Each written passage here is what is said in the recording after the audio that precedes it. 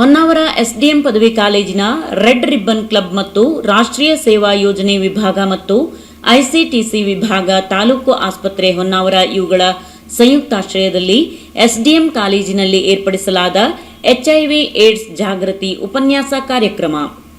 HIV ಸೋಂಕು ಹರಡಲು ಅಸುರಕ್ಷಿತ ಲೈಂಗಿಕ ನಡವಳಿಕೆ ಪ್ರಮುಖ ಕಾರಣವಾಗಿದೆ. ಕಾಲೇಜು ವಿದ್ಯಾರ್ಥಿಗಳು ಎಚ್ಐವಿ ಏಡ್ಸ್ ಕುರಿತು ಸರಿಯಾದ ಮಾಹಿತಿ ಹೊಂದಿರಬೇಕು. ಗಂಡು ಹೆಣ್ಣಿನ ನಡುವಿನ ಸಂಬಂಧಗಳ ನೈತಿಕ ನಿರ್ವಹಣೆಯಿಂದ ಎಚ್ಐವಿ ಏಡ್ಸ್ ಅನ್ನು ದೂರವಿಡಬಹುದಾಗಿದೆ ಎಂದು ತಾಲೂಕು ಆಸ್ಪತ್ರೆಯ ಸಿಟಿಸಿ ಆಪ್ತ ಸಮಾಲೋಚಕರಾದ ವಿನಾಯಕ್ ಪಟಗಾರ್ ಹೇಳಿದರು.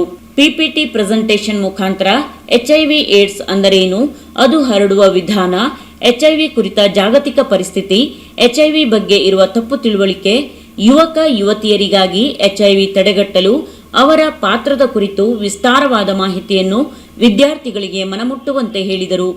ಕಾರ್ಯಕ್ರಮದ ಅಧ್ಯಕ್ಷತೆ ವಹಿಸಿದ ಪ್ರಾಂಶುಪಾಲರಾದ ಡಾಕ್ಟರ್ ಡಿಎಲ್ ಹೆಗಡೆ, ಏಡ್ಸ್ ತಡೆಗಟ್ಟುವಲ್ಲಿ ಯುವಕರ ಪಾತ್ರ ಕುರಿತು ಏರ್ಪಡಿಸಿದ ಪ್ರಬಂಧ ಸ್ಪರ್ಧೆಯಲ್ಲಿ ವಿಜೇತರಾದ ವಿದ್ಯಾರ್ಥಿಗಳಾದ ಶ್ರೀಧರ್ ಎನ್ ಭಟ್, ವಂದನಾ ಎಂ ನಾಯ್ಕ್, ಸುಬ್ರಹ್ಮಣ್ಯ ಎನ್ ಶೇಟ್ ಅವರಿಗೆ ನಗದು ಬಹುಮಾನ ವಿತರಿಸಿ ಮಾತನಾಡುತ್ತಾ, ಎಚ್ಐವಿ ಕುರಿತು ವಿದ್ಯಾರ್ಥಿಗಳಲ್ಲಿ ಜಾಗೃತಿ ಅವಶ್ಯ.